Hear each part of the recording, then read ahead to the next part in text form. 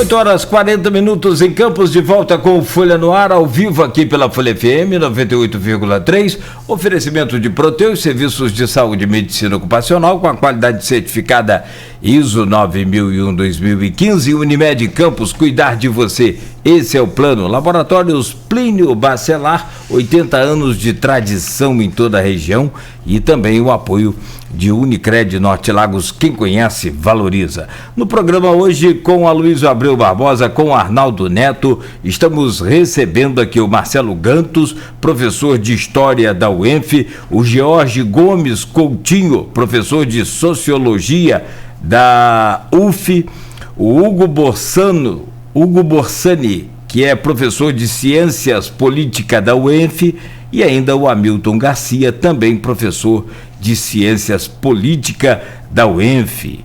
E com tanto cientista, com tanto pensador, vamos trazer aí o que eles pensam, né, Arnaldo Neto, sobre essa disputa aí dos garotinhos contra os Bacelar na Câmara de Campos. Arnaldo Neto, eu volto com você.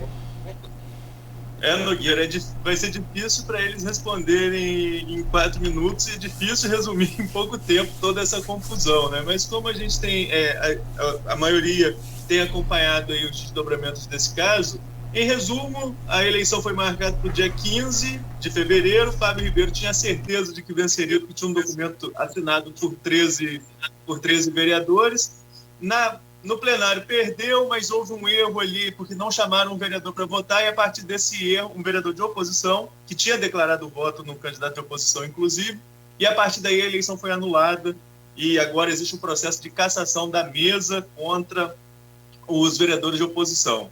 É um embate, claramente, entre o grupo garotista e o grupo dos Bacelar, inclusive com os protagonistas de outrora das famílias, tanto o Marco Bacelar quanto o Antony Garotinho, aparecendo nesse embate, embora os dois não tenham mandato nesse momento. Eu queria ouvir de vocês qual a opinião em relação a essa novela toda envolvendo a Câmara e as consequências disso para o Legislativo, o desgaste que o Legislativo fica perante a população mediante essa queda de braço com objetivos mais políticos eleitoreiros do que políticos de políticas públicas para a população. Vou começar com o George, que é da cidade.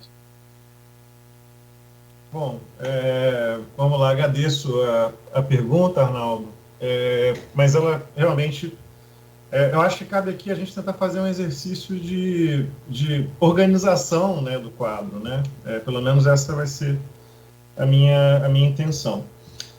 Bom, primeiro, eu acho que vale, como alento, talvez, para a audiência do programa e para os eleitores campistas, de que há legislativos locais piores, né?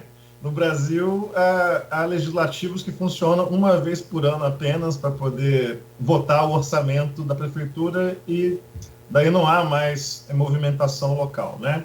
Então, já dizendo isso, quer dizer, nós estamos tão mal assim. O que há nesse momento é justamente o que está expresso na sua fala, é uma disputa que atende a elementos e a interesses políticos que são locais, regionais e interesse estadual, né? Nós temos aí grupos, né? No caso, estamos vendo aí um embate de elites políticas, né?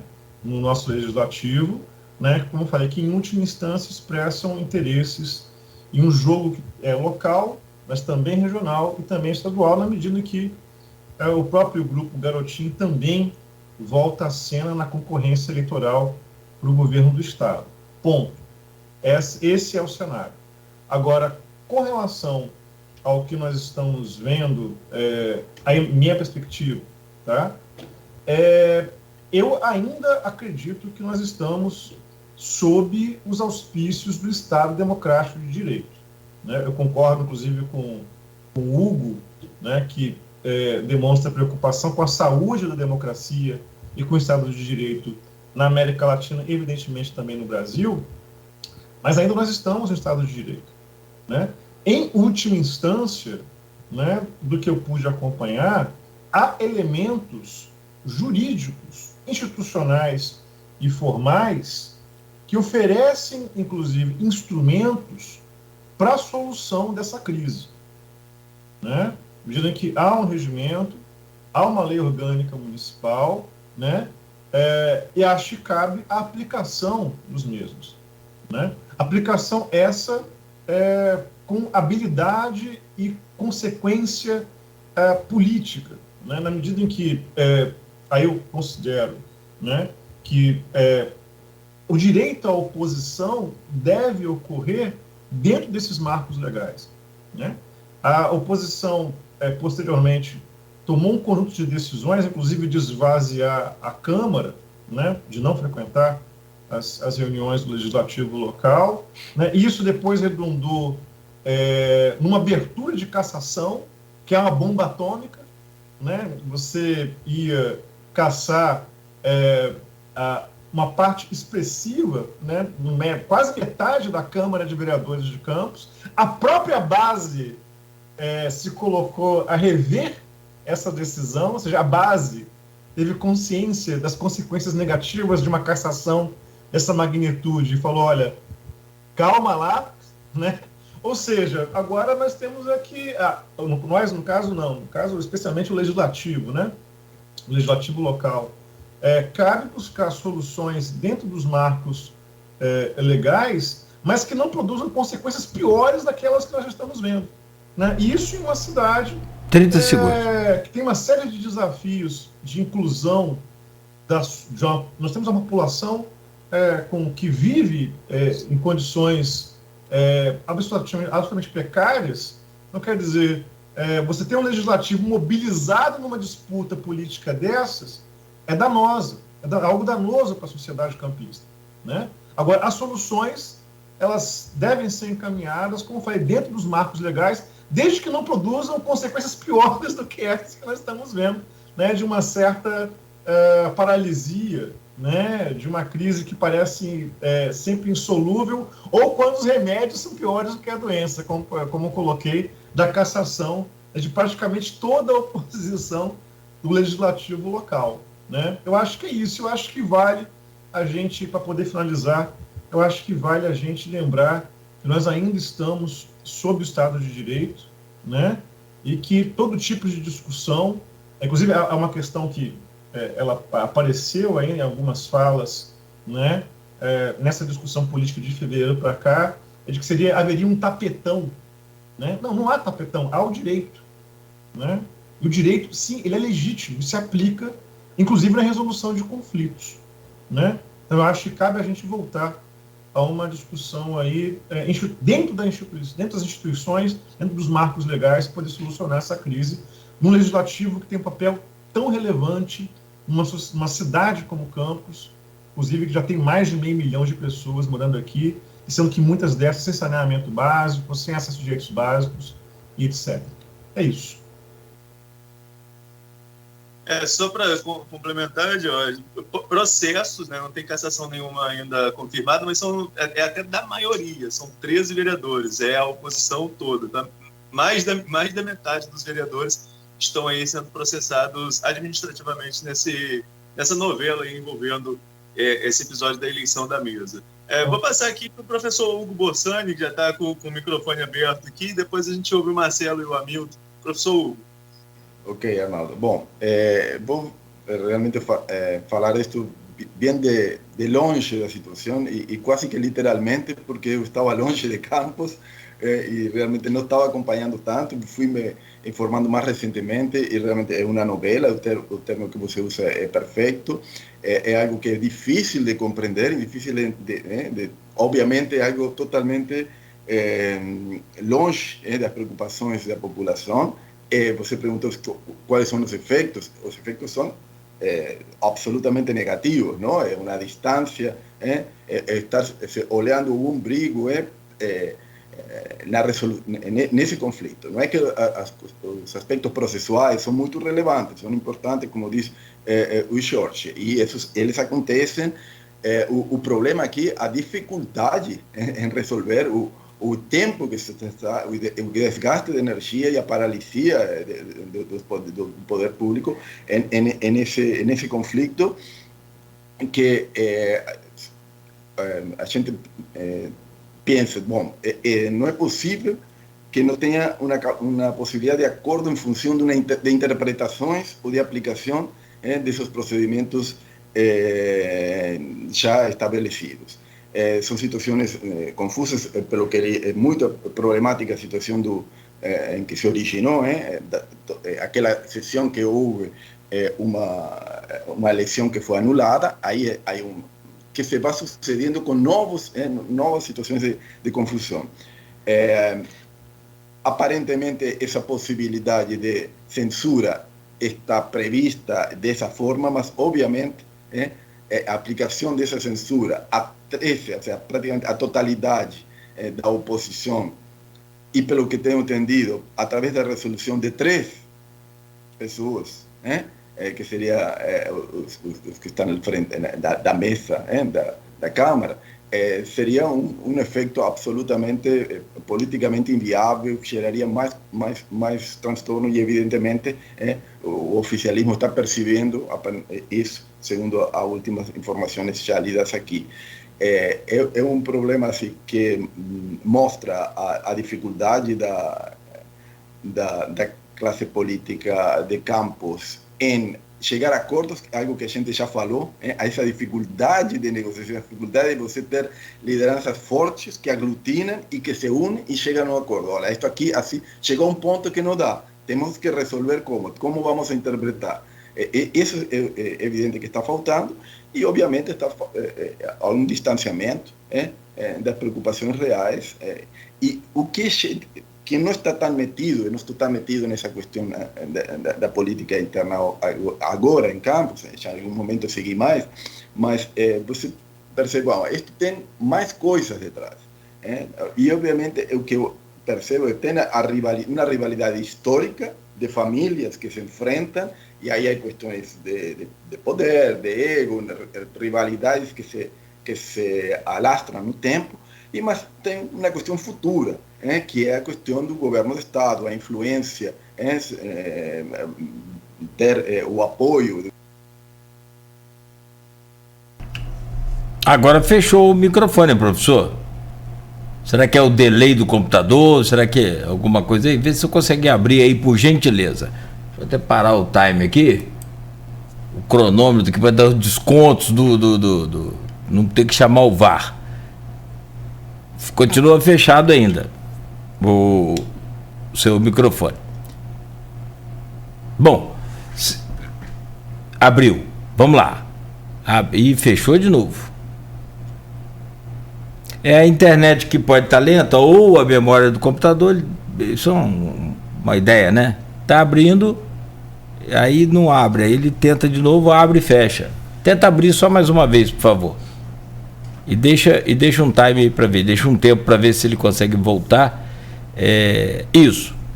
Vamos lá. Voltou? Voltou, o senhor tem 20 segundos. Bom, só para fechar então essa ideia, acho que de fora, bom, aqui tem mais coisas para alastrar isso, é uma rivalidade histórica que vem detrás, você tem uma corrida por quem tem maior apoio também dentro do governo do Estado, mas ao mesmo tempo, esse olhar para o umbigo, essa dificuldade, sobretudo denota também falta de lideranças experimentadas na política, na negociação política, e interessadas realmente em resolver isso, porque não é concebível se perder tanto tempo na questão de procedimentos e tantas energias, e que obviamente incidem na paralisia das decisões, incidem na imagem da democracia. As elites têm, o comportamento das elites tem muita responsabilidade nessa imagem, nesse deterioro das democracias que a gente vinha falando, e este é um exemplo exacerbado disso, que por mais que tenha, como disse Jorge, e certamente tem legislativos piores que Campos, não é a melhor da forma de se consolar, não é? Que a gente realmente está é lamentável. Obrigado, professor. Muito obrigado, professor. Vamos ouvir agora o professor Marcelo Ganto sobre essa novela envolvendo aí o Legislativo da Câmara e sobretudo essa questão, né, as consequências disso para o legislativo. Não há juízo de valor aqui de quem está certo ou errado. O problema aí é que acaba queimando a imagem da instituição perante a população como um todo. Você concorda, professor? Bom, sinceramente, eu estou assistindo a toda essa encenação política com muita tristeza, né? Com muita tristeza como cidadão da região, né? Porque, de fato, eu acho que já não é uma novela, é uma tragédia, né? É uma tragédia, porque é uma tragédia da democracia regional, né? Assistir a essas disputas anacrônicas, né? Por isso sempre me lembro dos análises de Hamilton, né? Quando caracteriza as trajetórias históricas da formação das elites políticas da região e de forma muito perspicaz, né, atribui os traços do atraso, né, dessas elites e dessas forças políticas que compõem nossa institucionalidade hoje. É muito triste ver essas disputas e o quão longe essas disputas estão do interesse e da compreensão dos cidadãos comuns, que isso é o mais grave desde meu ponto de vista, né?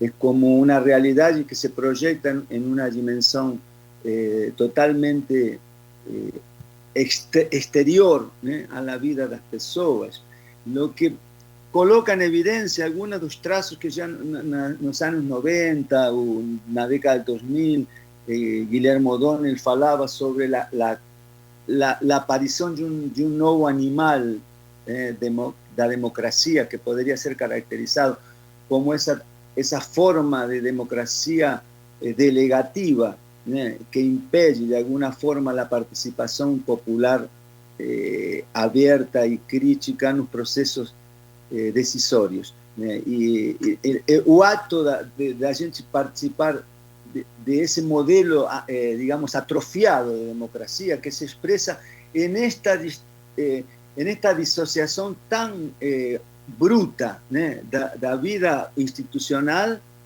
da experiência democrática do cidadão. Então, aparece como um palco, como um cenário exógeno, né, da vida das pessoas, como se nós não tivéssemos, né, responsabilidade alguma com respeito ao que está acontecendo. Eu acredito que ninguém de aqui está isento, pelo menos quem tem capacidade de cidadania e desenvolver de uma forma mais ativa nessa discussão, de uma maneira mais crítica e participativa. Lo que se ve é uma teatralização da política e um conjunto de cidadãos bestializados, né, que assistem, como diria Murilo de Carvalho, a essa encenação de uma pseudo-democracia.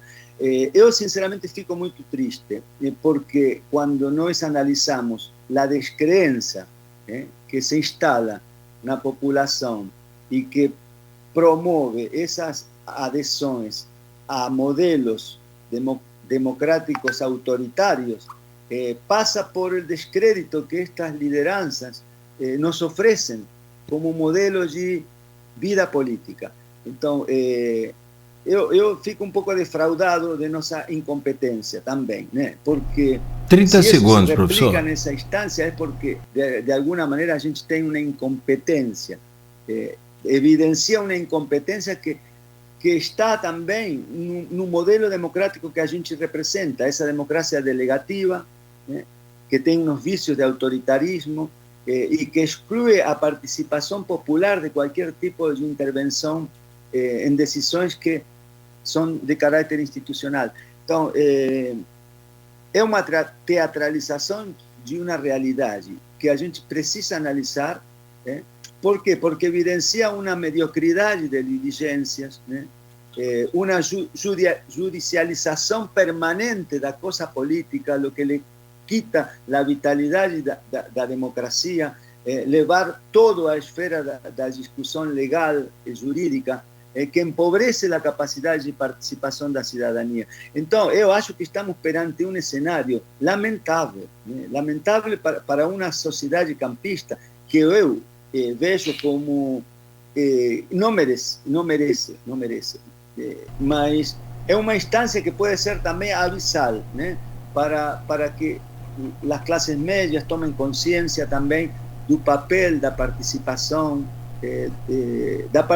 não delegativa do voto, sino também da participação ativa a partir de uma regeneração do modelo democrático. Então, o que estamos vendo é apenas uma metáfora de algo que se está expressando em outras esferas, que estamos viviendo en instancias parlamentarias en otros niveles, só que nós temos a particularidade de presenciarlo no escenario local. Mas não difere muito do que acontece em Brasília, em outras instâncias. Muito obrigado, então, professor. Eu acho que isso mostra, de alguma maneira, um fenômeno que está atraindo as pessoas a desacreditar na democracia, a pensar em outro tipo de soluções, que tem sempre essa tradição cultural política brasileira que Hamilton caracteriza também, né? E eu acho que estes 20 anos de democracia participativa não conseguimos consolidar. Então, é uma crise institucional, é uma crise do modelo e uma crise de nossa cultura participativa também. Muito obrigado, professor. A gente muito obrigado. Tem que repensar todo, né? Me parece, e não assistir, né? Mas a gente assiste e muitas vezes a possibilidade de estar exterior nos dá um alívio para não comprometernos na condição que a gente vive como cidadão, mas é muito precária. Ok. Uma cidadania muito precária que a gente tem. E isso se expressa nesse tipo de confrontos. Né? Deixa eu agradecer o senhor, professor. Enfim, é isso que eu posso falar. Estou falando mais do ponto de vista de minha precariedade de cidadania para poder transferir isso em outra esfera de discussão. É complexo. Né? Exato, exato. Uma metáfora da decadência. Perfeito. Arnaldo? Professor Milton, por favor. Eu concordo plenamente com o Marcelo desse aspecto trágico da questão, porque se trata, afinal de contas, também foi lembrado pelo Hugo e o Jorge, se trata de você eleger a mesa da diretora do Legislativo. É uma coisa que é banal, rotineiro, em qualquer instituição legislativa. Como assim você não consegue eleger normalmente uma mesa diretora, né? Eu acho que isso é um sintoma de uma crise maior, de desinstitucionalização mesmo das práticas políticas locais, né? Como muito bem lembrou Marcelo, já inclusive afetou a esfera federal, né? A gente está numa situação em que isso que acontece em Campos, de certa maneira, já não é mais uma questão de política local, se tornou uma questão nacional, né? Vê aí a situação da Polícia Federal, do próprio Ministério Público e do próprio STF. Quer dizer, nós estamos diante de um quadro muito grave de corrosão das instituições e das práticas institucionalizadas, né? Ou seja, o vale tudo que marcava, né, tradicionalmente marcou a política local e regional no velho coronelismo, né, desde o Império da República Velha, hoje se tornou uma marca quase que indelével, está se tornando uma marca quase indelével da nossa democracia. Então, também vejo com muita preocupação esse fenômeno, e ainda mais pelo fato de que se trata do legislativo, né? O legislativo é um locus, um lugar, onde eles mesmos dizem, é a casa do povo, é um lugar em que a sociedade civil pode se amparar para discutir os seus temas, né? Os cidadãos, eu acho que é por isso que o Marcelo se sente tão perplexo, né? Que é um canal de expressão da cidadania, ali é um lugar onde a representação aparece, na sua forma delegativa, fracionada, devidamente fracionada pelas várias correntes, várias camadas sociais e tal. Então, ali é o lugar do debate e a ausência de regras e o vale tudo demonstra, primeiro, um afastamento do legislativo em relação a essa responsabilidade social dele como locus a Casa do Povo, o locus da representação direta da população, de um lado, e de outro lado, o modo como a política tem sido feita. É um sintoma de como a política tem sido feita ao longo dos anos, né? Inclusive, essa desinstitucionalização fica muito clara quando se fala apenas em grupos políticos, não se fala em partidos políticos. Os partidos políticos também têm suas regras, suas hierarquias.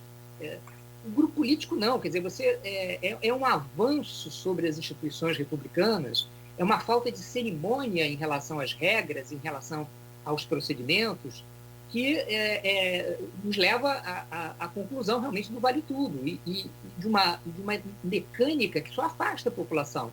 Então, se o legislativo, em várias outras cidades, tem aparecido como um lugar de debates, inclusive, fortes, agora mesmo eu tive informação em Rio das Ostras que uma importante ação de meio ambiente, de restauração de uma parte degradada do ambiente lá urbano de Rio das Ostras foi discutida com a sociedade, com os técnicos, com as autoridades na Câmara Legislativa, né? Quando você vê em Macaé que o Legislativo tem observatórios, tem lugares de fala para a sociedade civil organizada, enfim, tem disputas em torno de pautas que eu não estou falando de paraíso, né? Lá tem todos os problemas que aqui tem também, compra de votos, luta política acirrada.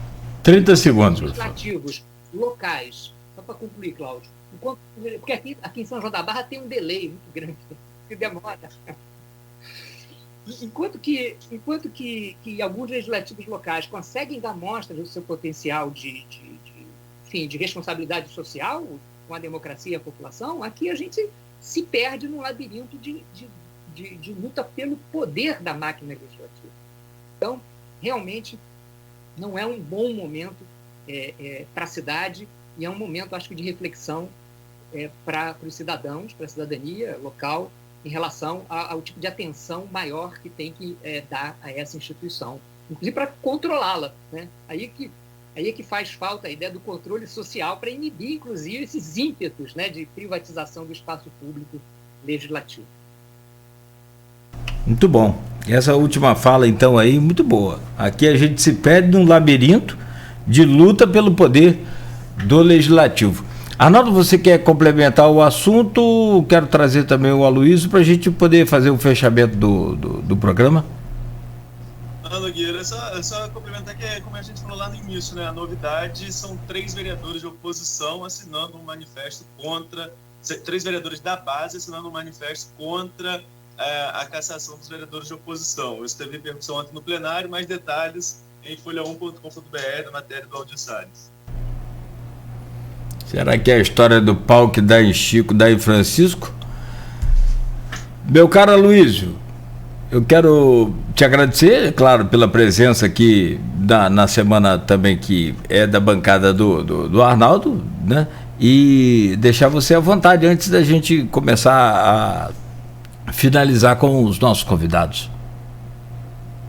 Embora tenha ficado um período mais curto de tempo e menos distante fisicamente, eu estava temos aqui porque o Borsani, que é o representante da República Oriental do Uruguai, e a Milton, você não está falando da Barra, Milton, você está na República Oriental da Tafona. É diferente. Mas eu estava distante como Hugo, menos tempo e mais próximo, mas me distanciei, né? E também esse reencontro com a realidade legislativa de Campos quando você se afasta e volta, tem o contraste, realmente é algo muito impactante, né? No sentido negativo. E, Arnaldo, o movimento é aquilo que a gente conversou particularmente, né? Acho que radicalizou, ninguém está baixando a corda, não tem ninguém bem na fita, não há ninguém bem na fita. Agora, a questão, e aí dá outro debate, né? É eleição. Então, máxima nova data para eleição. Máxima nova data. Não podemos ficar nessa Kiev aqui até quando, né? Enfim. Mas, no mais, agradecer aí demais a presença, né, do Vou falar primeiro do Hugo, porque é a primeira vez que ele está no programa. Obrigado, Hugo. Você acordou cedo, eu não. Desculpe por isso. Desculpe a todos os demais. Obrigado, Hamilton. Obrigado, Marcelo. Obrigado, George. E obrigado aí sobretudo ao ouvinte e ao telespectador pelo streaming aí por ter nos acompanhado nessa manhã, em véspera de feriado. E é só um petisquinho do que vai ter segunda-feira aqui ao vivo, né, a partir das 9h45, com a transmissão. E aí sim, além dessas feras todas que estão aqui hoje, que você acabou de citar, vamos ter também o palestrante Alberto Ajo, que é professor titular de História da América da Unesp. Vai ser imperdível. Bom, antes de falar com Arnaldo, eu começo por você então, te agradecendo também pela semana, desejando aí uma boa Páscoa, boa Páscoa para você também, Aloysio. E aí sim eu vou fechando aqui com os nossos convidados. Obrigado, Neto. Valeu, Nogueira, obrigado mais uma semana nossa, valeu, Aloysio, obrigado aos nossos entrevistados, George, Hugo, Hamilton, Marcelo, muito obrigado pelo debate de alto nível, como o Nogueira falou, uma prévia do que vem na segunda-feira também, com a participação do Alberto Acho, que já esteve aqui com a gente também no Folha no Ar, já tivemos a oportunidade de entrevistá-lo, e no mais também desejar um bom feriado a todos, uma feliz Páscoa para todos os presentes, para nossos ouvintes. Você falou e entrou aqui um monte de aplauso aqui no Skype. Efeitos especiais da rádio. Isso é por conta da Páscoa. Todo mundo com bacalhau e ovo de Páscoa. Meu caro Hamilton, já que você falou então, muito obrigado. A sua participação também, né? No segunda-feira você vai estar mediando esse debate, esse encontro, essa palestra, essa discussão toda com esses professores, todos seus companheiros, amigos. Então eu começo por você com suas considerações finais, já te agradecendo, desejando uma boa Páscoa e até segunda-feira nesse debate. Perfeito. Agradecer ao Grupo Folha por mais essa abertura importante para a universidade regional aqui, para a universidade brasileira, né? A gente vai estar recebendo um professor lá da Unesp, uma importante instituição lá do ensino estadual de São Paulo, e Folha FM, o Grupo Folha sempre presente, valorizando o debate. Você vê que é um debate sobre um assunto internacional, né? Isso não é comum na mídia radiofônica, nem na mídia televisiva, né? Essa abertura para essa discussão. Então, acho que deve ser relevada esse apoio, e vou estar lá com o maior prazer. O feriado, vamos ter, acho que algumas pessoas temiam, não, vai acontecer o debate no meio do feriado, mas é melhor ainda, vamos ter mais tempo livre para poder assistir o debate com mais tranquilidade, tomando uma cervejinha, né, comendo uma batatinha frita, um amendoim. Quer dizer, vai ser ainda mais agradável acompanhar esse debate pela Folha FM e pelo canal também do YouTube lá do nosso curso de Ciências Sociais, e vai ser um prazer muito grande dirigir. Já aprendi muito aqui com esse debate com os nossos colegas, e eu acho que vamos continuar aprendendo segunda-feira que vem. Um abraço a todos vocês. Até lá. Até lá. Obrigado, professor Hamilton. Professor Hugo Borsani, o homem que não acorda de madrugada, mas hoje já estava aqui de plantão. Muito obrigado, professor de Ciências Política da UENF. Prazer imenso recebê-lo. Esperamos todos, claro, que essa seja uma primeira de muitas outras. Eu que agradeço, Cláudio, Aloysio, Arnaldo. Foi realmente um prazer estar aqui. Não foi nada sacrificado, foi realmente muito agradável. Parabenizo pela iniciativa, pelo apoio a este tipo de debates, que são singulares e são realmente necessários para a audiência toda. Muito obrigado, e fico às ordens para outras oportunidades. Tá bom, querido. Muito obrigado, então. Muito obrigado mesmo. Deixa eu falar com o professor Marcelo Gantos, também, conosco aqui neste programa, professor de História da UENF. Professor, Muito obrigado. Foi um grande prazer recebê-lo aqui, pudemos aprender muito realmente, mesmo que em pouco tempo, tendo que cortar ali o seu raciocínio, peço desculpas por isso, mas para que a gente conseguisse fazer, né, o programa dentro do seu tempo, avançando pouco aqui o horário. Muito obrigado, seja sempre bem-vindo. Faço minhas palavras de Hugo, de Hamilton, como membro da UENF.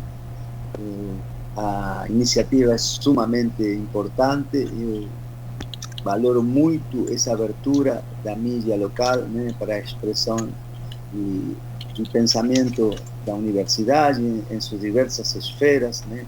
É muito importante para a cidade e é muito importante que a gente tenha uma proximidade no diálogo, né, na opinião, configurando um modo de ver a vida, caracterizando situações que muitas vezes são complexas, né, tentando dar entendimento, ampliando o entendimento da população, que é fundamental, para que a gente cresça como sociedade. Então, eu estou de parabéns e me sinto muito honrado de estar aqui com vocês. Tem sido uma manhã muito agradável, né, ouvir os colegas, da diversidade de pontos de vista, de opiniões, que fazem parte de um discurso democrático pleno, né, de diálogo, de confronto de ideias, que tanto nos faz falta, né? Sobretudo neste contexto tão degradado da democracia que a gente vive, né?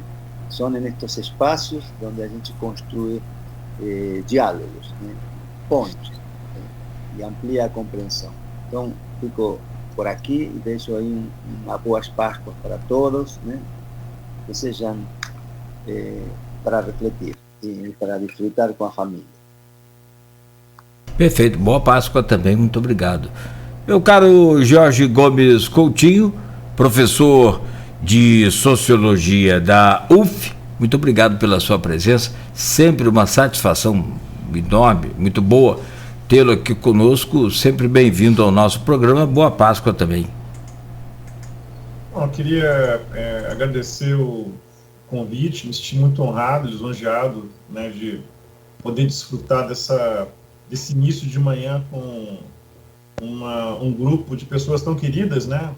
Falei, particularmente Hugo, Hamilton e Marcelo foram meus professores na Estadual do Norte Fluminense. Também, evidentemente, muito honrado de estar aqui representando, ser um dos representantes da Federal Fluminense de Campos de Goytacazes. Também agradecer, né, a troca, né, de sempre com o Arnaldo, com o Aloísio e com o Cláudio. E para finalizar, eu acho que me participo do coro dos contentes, né? Na medida em que, se nós reconhecemos que a democracia contemporânea vive seus desafios, eu acho que a gente qualificar mercado de opinião pública, como nós estamos fazendo aqui nesse momento, eu acho que é uma das possíveis saídas. Então, agradeço mais uma vez o convite, prazer revê-los e desejo um excelente feriado aí para a audiência do programa Folha no Ar.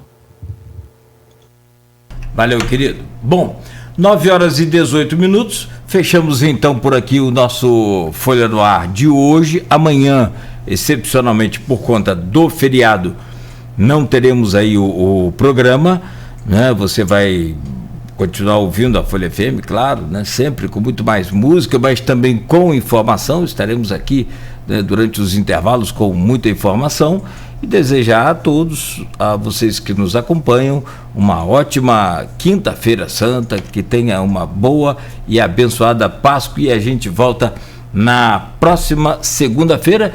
E já anunciando, meu caro Aloysio, semana que vem com você, vamos estar recebendo aqui, já na segunda-feira, o presidente da CDL, Edivar Chagas Júnior, para falar sobre o setor. 9h19.